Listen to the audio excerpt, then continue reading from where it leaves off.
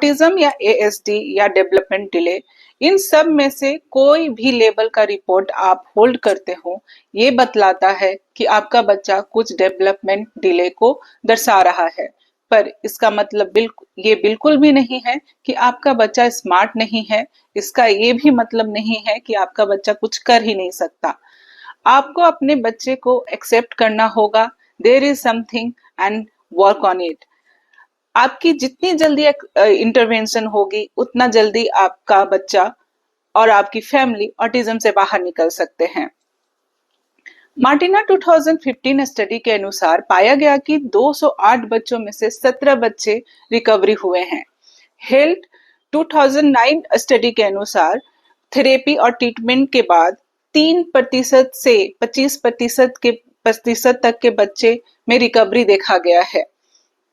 हालांकि ऑटिज्म को आमतौर पर आजीवन या लाइफ लॉन्ग माना जाता है, पर अकॉर्डिंग टू डाटा हम ये नहीं कह सकते कि ऑटिज्म का रिकवरी हो पाना नामुमकिन है। रिकवरी हो सकता है, कुछ रूल्स को फॉलो कर ले तो। Hello everyone, I am doctor Veena Bandana. I did my PhD in maternal and child health. इससे पहले की वीडियो में हमने समझा कि ऑटिज्म क्या है, क्यों होता है और ऑटिज्म को कैसे पहचान करें। आज हम जानेंगे कि ऑटिज्म को कैसे कम किया जाए और कैसे बाहर निकला जाए। आज का हमारा टॉपिक है, is it possible to recovery from autism? क्या मुमकिन है ऑटिज्म से बाहर निकलना?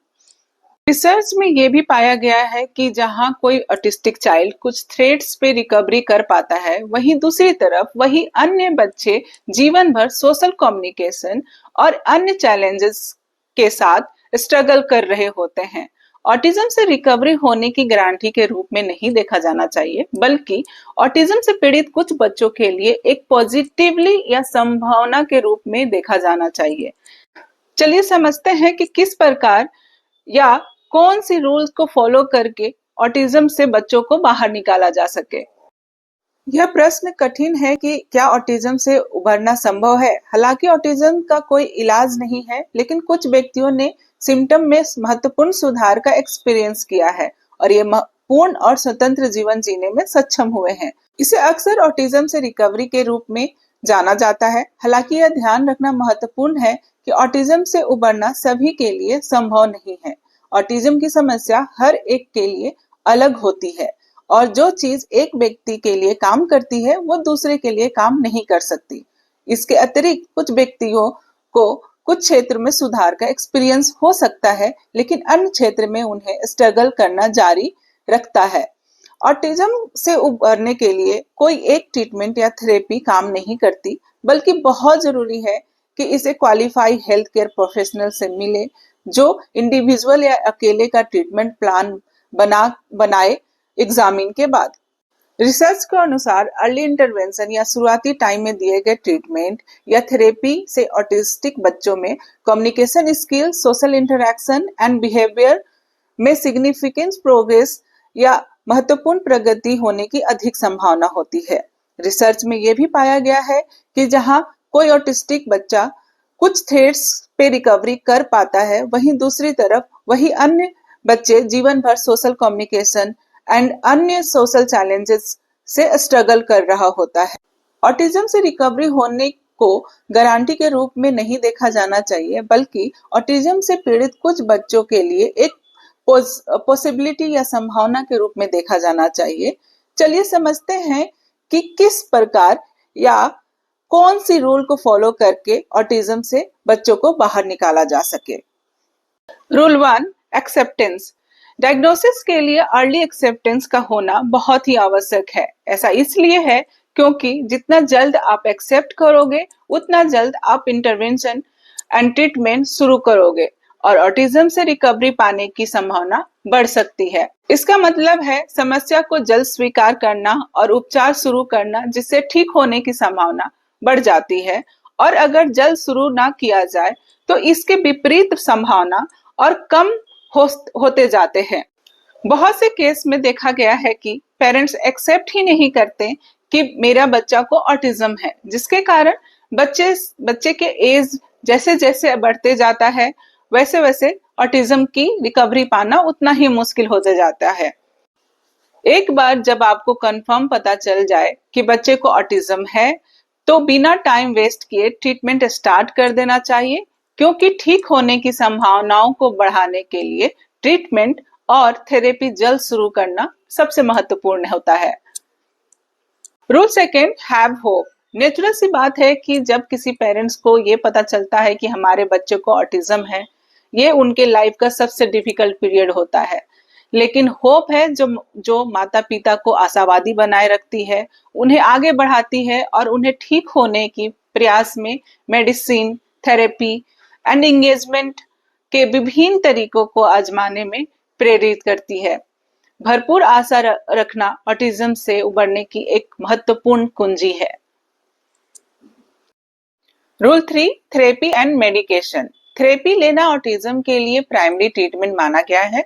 मेडिकेशन या दवा भी ऑटिस्टिक बच्चों को रिकवरी होने में इम्पोर्टेंट रोल प्ले करता है, like anxiety, depression and hyper activity, जिसमें नोटिस किया गया है कि उन बच्चों को मेडिसिन से फायदा हो सकता है। मेडिकेशन हेल्प करता है सिम्टम को कम करने में और रोकने में, पर इससे ऑटिज्म क्योर नहीं होता। मेडिकेशन और थेरेपी दोनों का संतुलन होना चाहिए और थेरेपी बच्चों की जरूरत के अनुसार अमल में लाना चाहिए, like behavioural management therapy, cognitive behaviour therapy, early intervention, education and school based therapy, nutritional therapy, occupational therapy, physical therapy, social skill training, speech language therapy. In therapy में से कौन सी थेरेपी बच्चों को यूज होगा, पर्सनल इवोल्यूशन या doctor से examine के बाद ही अप्लाई किया जाता है। ऑटिज्म रिकवरी के लिए सबसे ज्यादा useful intervention applied behaviour analysis ABA को माना गया है। एबीए एक प्रकार की थेरेपी है जो पॉजिटिव विचार के माध्यम से न्यू बिहेवियर एंड स्किल को सिखाने के ऊपर फोकस करता है।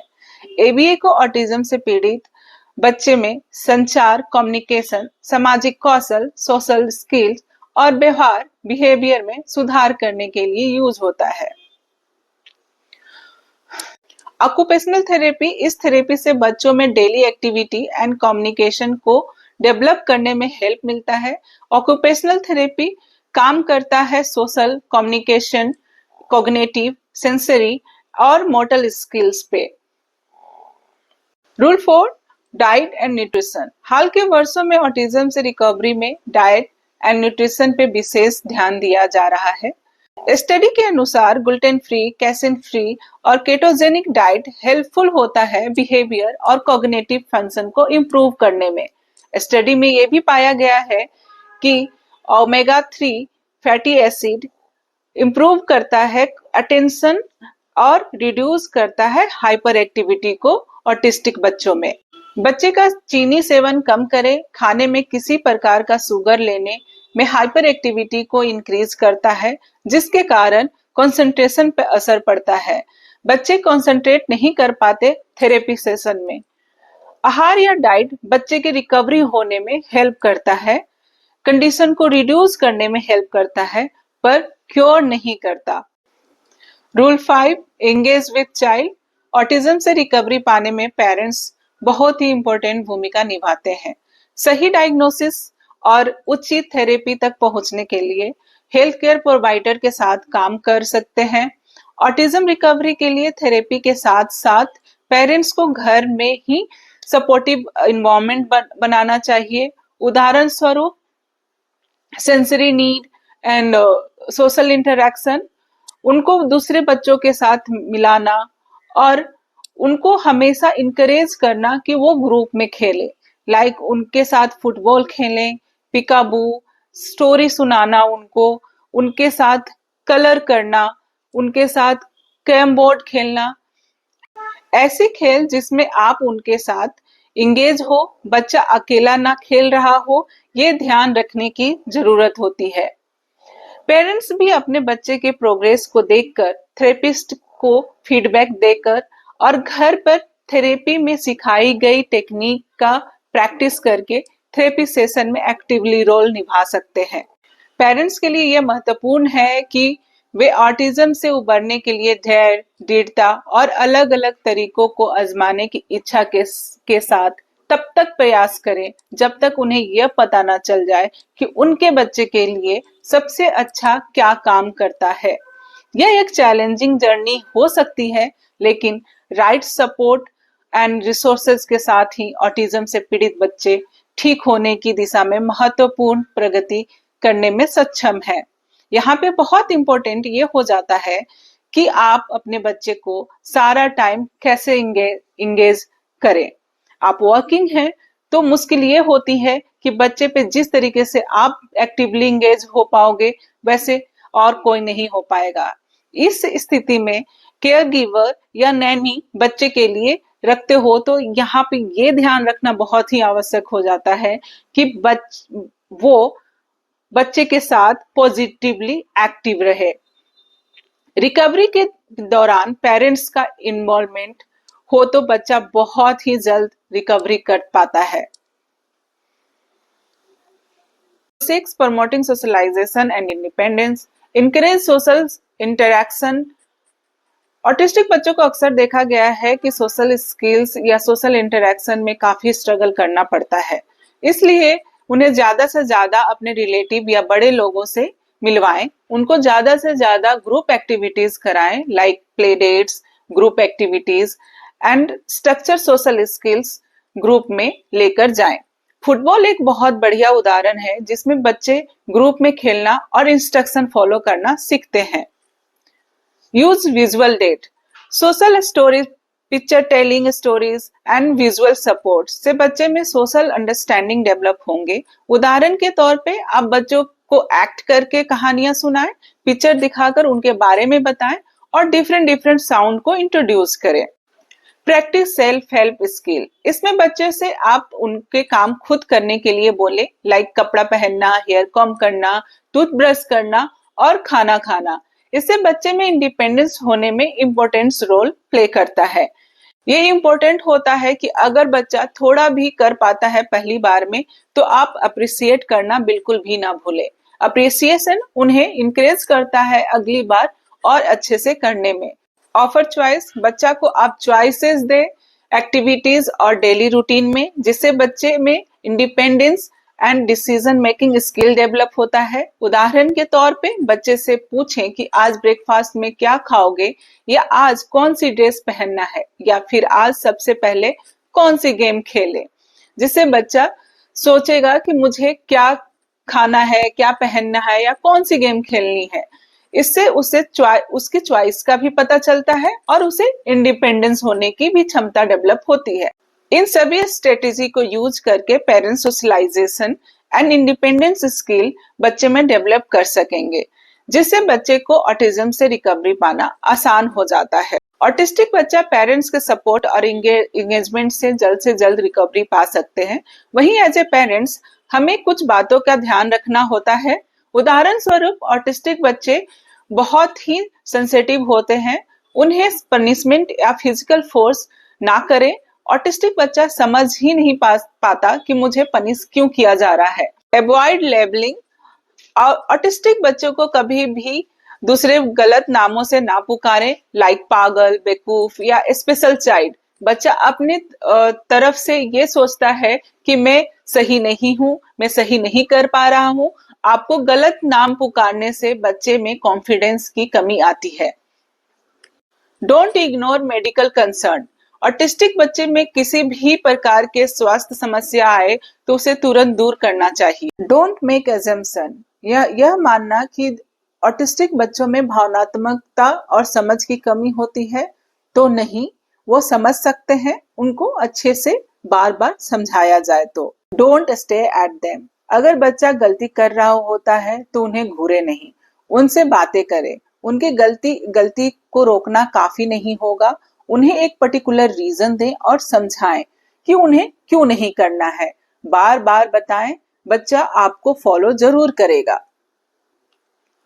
डोंट प्ले विथ वर्ड्स और से थिंग इनडायरेक्टली, ऑटिस्टिक बच्चों के साथ आप डायरेक्टली बात करें, ना कि तोड़ मड़ोड़ कर।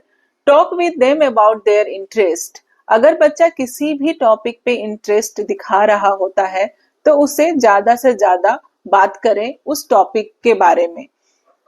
Be patient while they response। आपने जो पूछा है उससे समझकर बच्चे जब जवाब दें, इसमें उन्हें टाइम लग सकता है। आप वेट करें या समझने में उसे हेल्प करें। Reduce there screen timing. बहुत अधिक स्क्रीन टाइमिंग बच्चे में नींद डिस्टर्ब होना, increase irritation and hyper activities को बढ़ाता है। स्क्रीन टाइम का कम होना या बिल्कुल भी ना होना बहुत ही फायदेमंद होता है। Motivate to build friendship. Autistic child friendship करने में इंटरेस्टेड नहीं होते हैं, तो इसलिए बच्चे को इंकरेज करें फ्रेंडशिप करने के लिए। Early intervention and appropriate therapy के साथ ऑटिज्म से पीड़ित बच्चे ठीक होने की दिशा में महत्वपूर्ण प्रोग्रेस करने में सक्षम हैं। Thank you for watching. Like, comment and subscribe.